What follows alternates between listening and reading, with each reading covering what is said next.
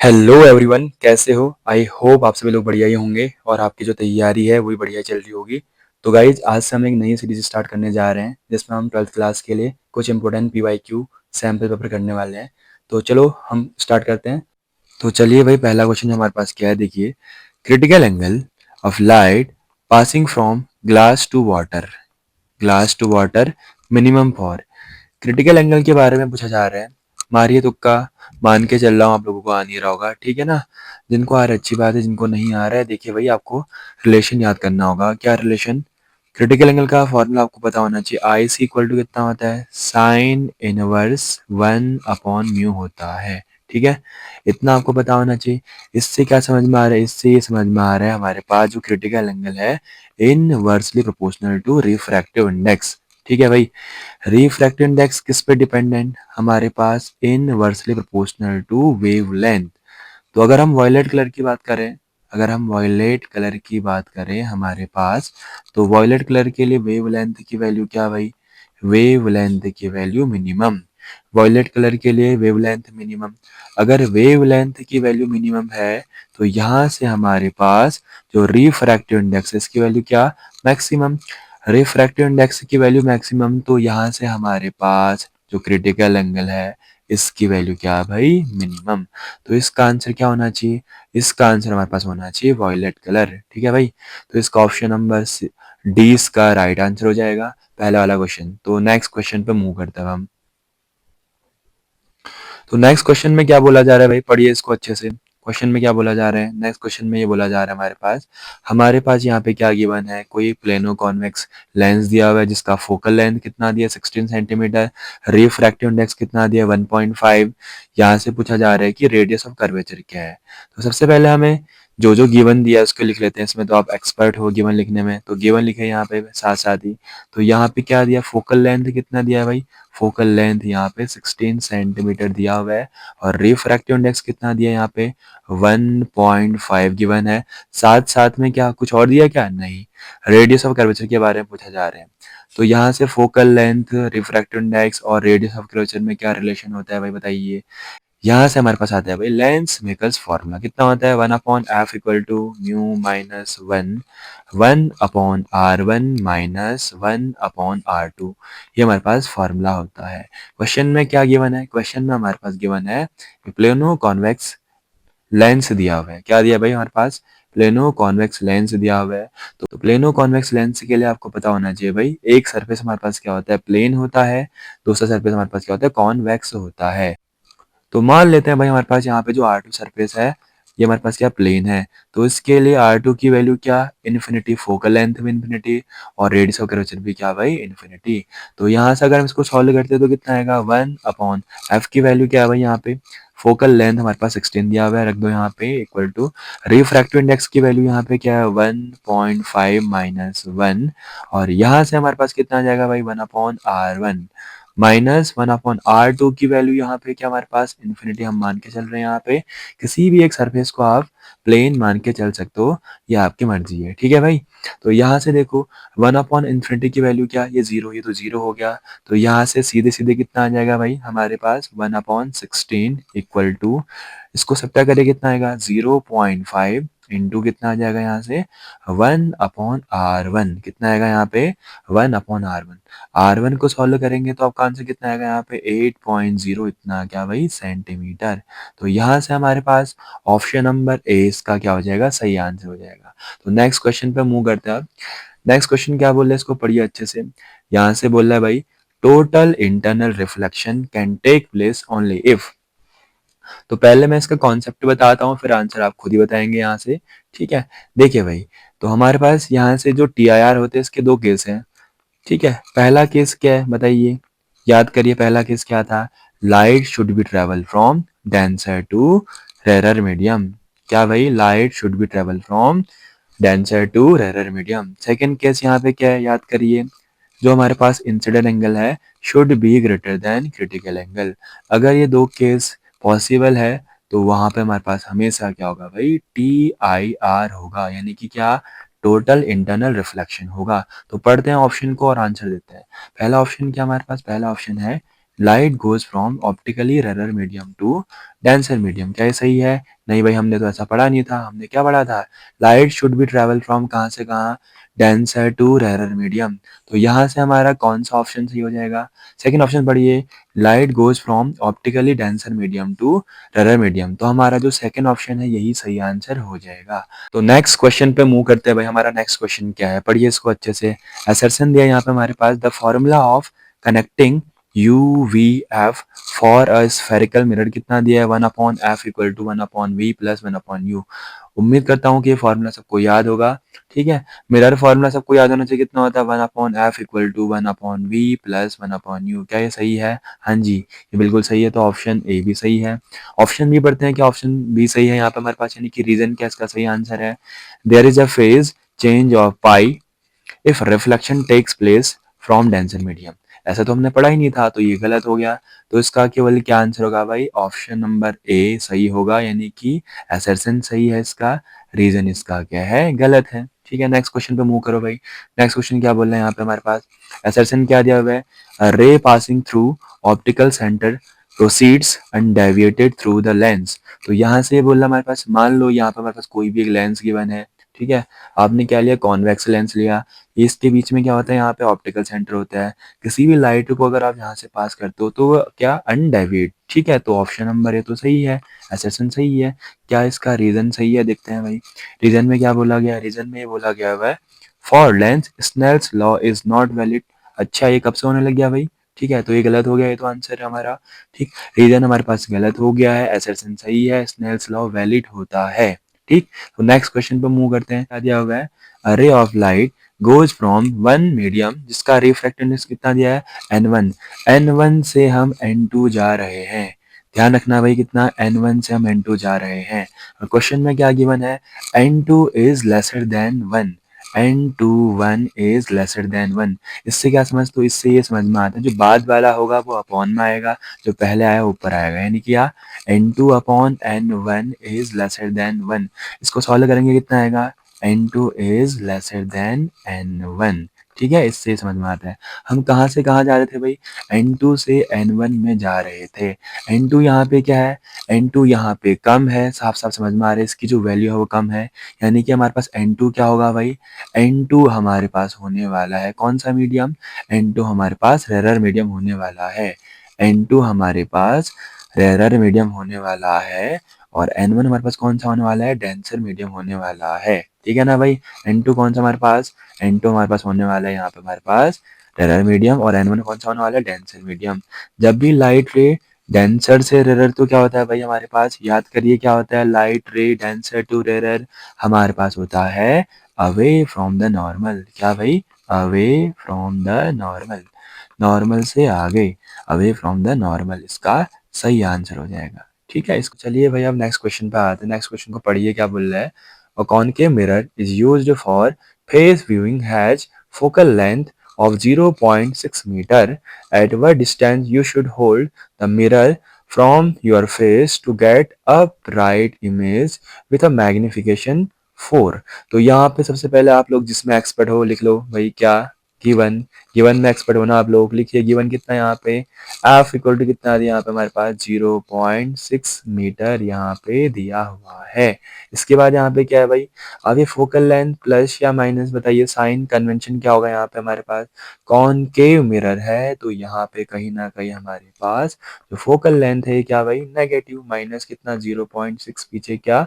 Metre यहाँ पे। ठीक है, इतना करने के बाद नेक्स्ट पढ़िए, क्या दिया यहाँ पे? मैग्निफिकेशन हमें दिया है, कितना दिया है? 4 दिया हुआ है। अगर आप क्वेश्चन को अच्छे से पढ़ेंगे तो यहाँ से पता लगेगा कि कहीं ना कहीं हमें किसकी वैल्यू निकालनी है भाई यहाँ पे? Object distance u। Object distance, focal length और मैग्निफिकेशन में क्या रिलेशन होता है आपको पता होना चाहिए।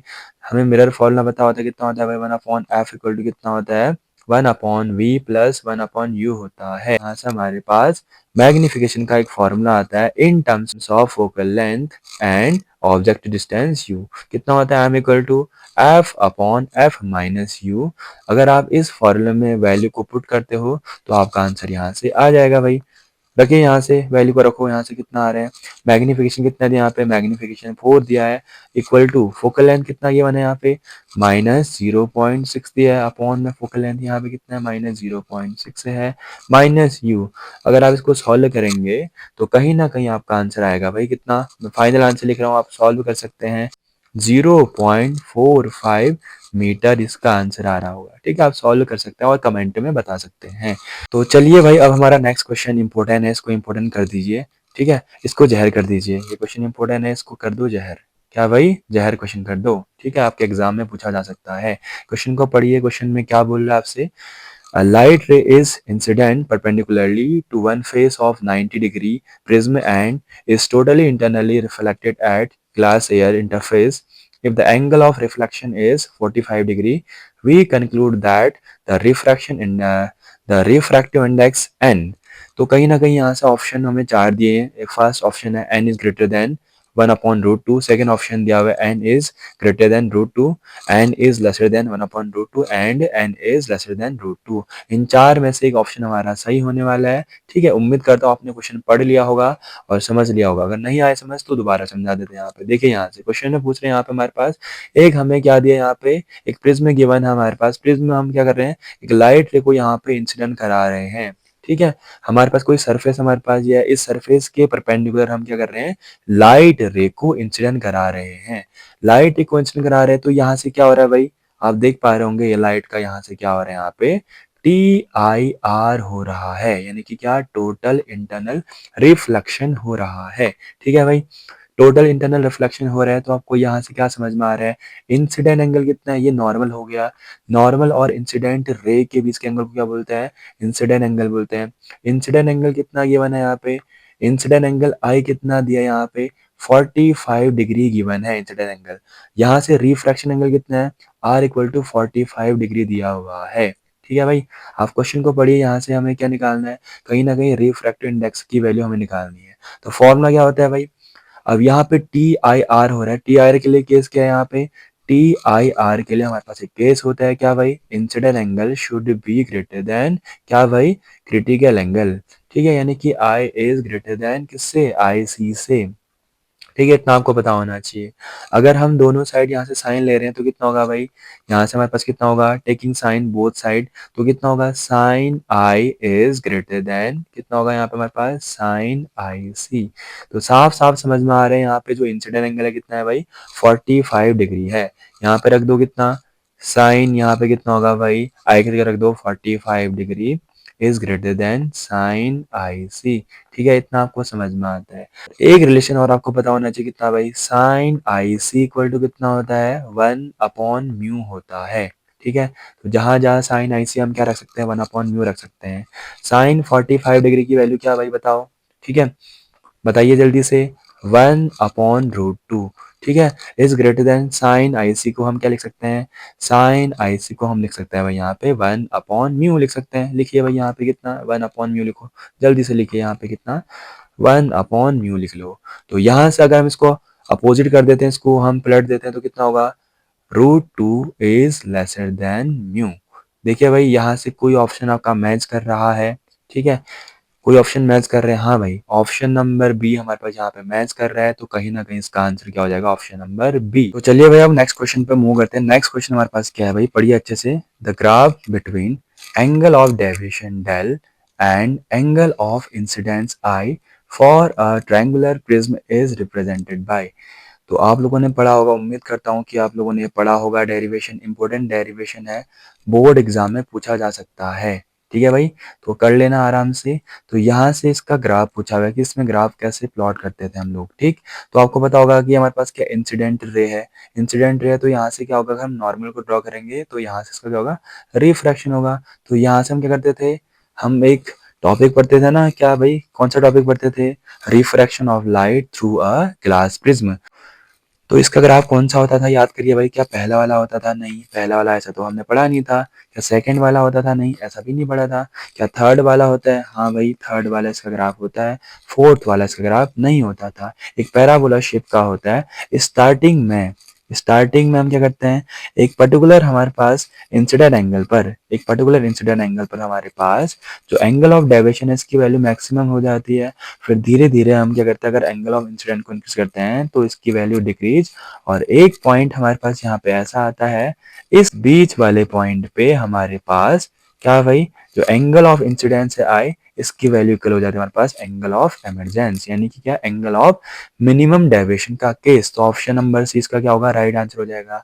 अब यहाँ से कुछ फॉर्मूला आपको बता रहा है, इसको लर्न कर लीजिएगा, आपके बोर्ड एग्जाम के लिए काफी इंपॉर्टेंट है। ये डेरिवेशन तो इंपॉर्टेंट है ही है, इसका ग्राफ भी इंपॉर्टेंट है, और इसके जो फॉर्मूले से न्यूमेरिकल पूछा जा सकता है एग्जाम में, तो याद करेंगे सीधे सीधे, ठीक है।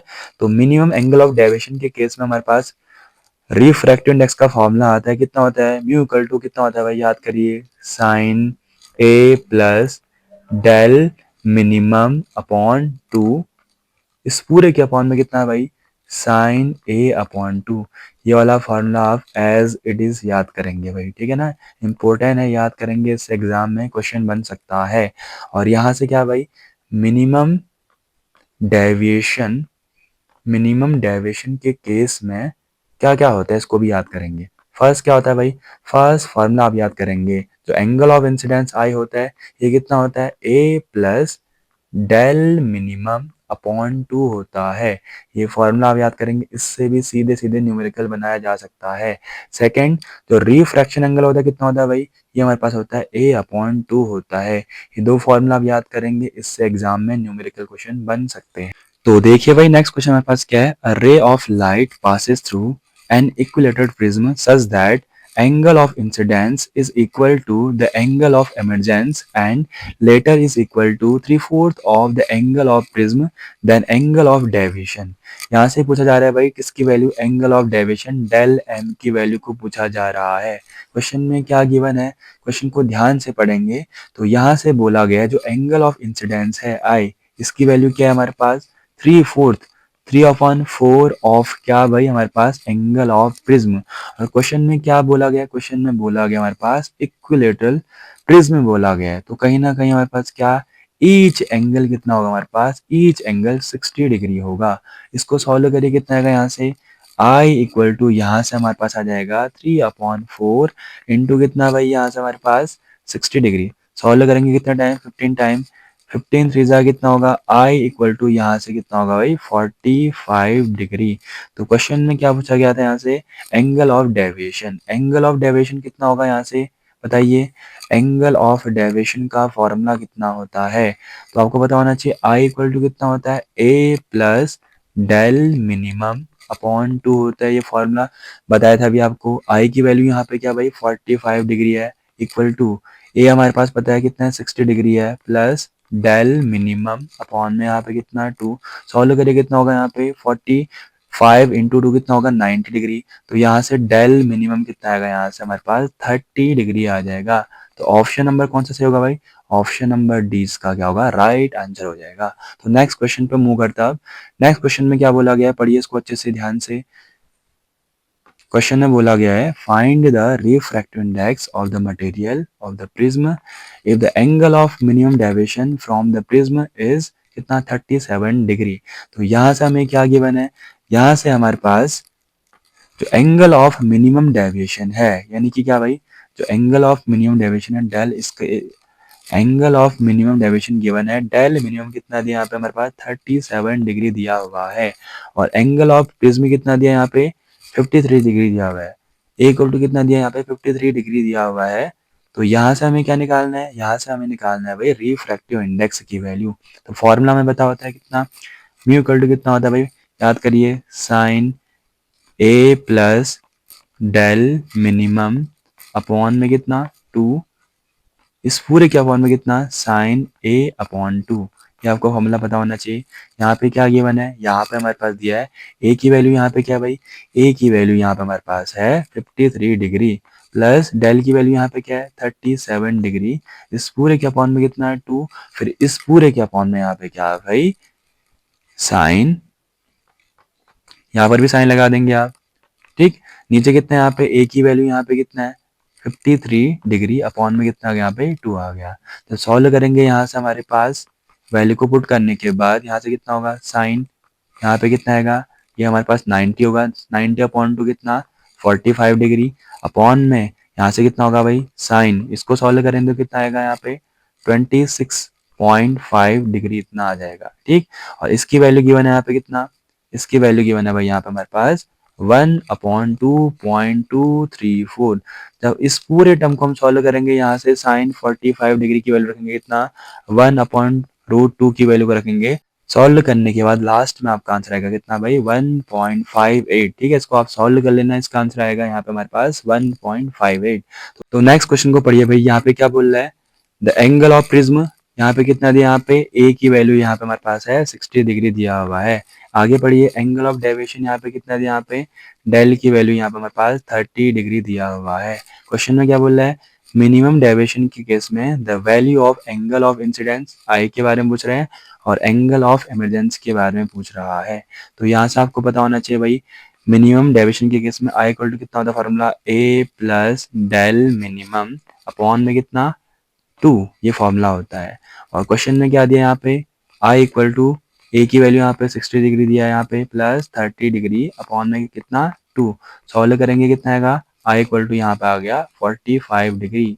मिनिमम डेविएशन के केस में आपको पता होना चाहिए जो एंगल ऑफ इंसिडेंस होता है किसके इक्वल, एंगल ऑफ इमरजेंस। तो यहाँ से कितना होगा, आई इक्वल टू कितना होगा भाई यहाँ पे 45 डिग्री। ऑप्शन नंबर कौन सा होना चाहिए, option number C will be the right answer. तो नेक्स्ट क्वेश्चन क्या है भाई, यहाँ से पढ़िए इसको, a ray of monochromatic light propagating in air is incident on the surface of water, which of the following will be same for reflected and refracted rays। तो option पढ़िए यहाँ पे, फर्स्ट है energy carried, option number B है speed, option number C है frequency, option number D है यहाँ पे क्या वेवलेंथ। तो ये तो हल्का क्वेश्चन है भाई, इसको आना ही चाहिए आपको, ठीक है। तो वेवलेंथ तो भाई चेंज, स्पीड भी हमेशा चेंज, ठीक। एनर्जी ये भी नहीं होगा आंसर, तो ऑप्शन नंबर कौन सा बच गया हमारे पास, फ्रीक्वेंसी। फ्रीक्वेंसी किसी पे डिपेंड नहीं करती, ये किस पे डिपेंड करती है भाई, सोर्स पे, किस पे, सोर्स पे। तो ऑप्शन नंबर कौन सा होगा इसका, ऑप्शन नंबर सी इसका सही आंसर हो जाएगा। तो नेक्स्ट क्वेश्चन पे मूव करते हैं।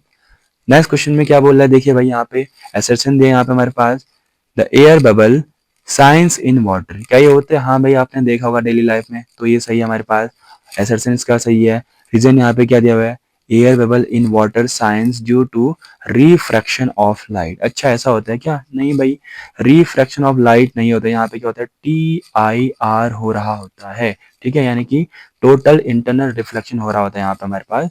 तो इसका क्या है, ए सही है और आर यहाँ पे क्या है, गलत है, ठीक। तो नेक्स्ट क्वेश्चन पे मूव करते हैं। 53 में क्या बोल रहे हैं यहाँ पे हमारे पास, एसेशन दिया है यहाँ पे हमारे पास, critical angle is minimum for violet colour.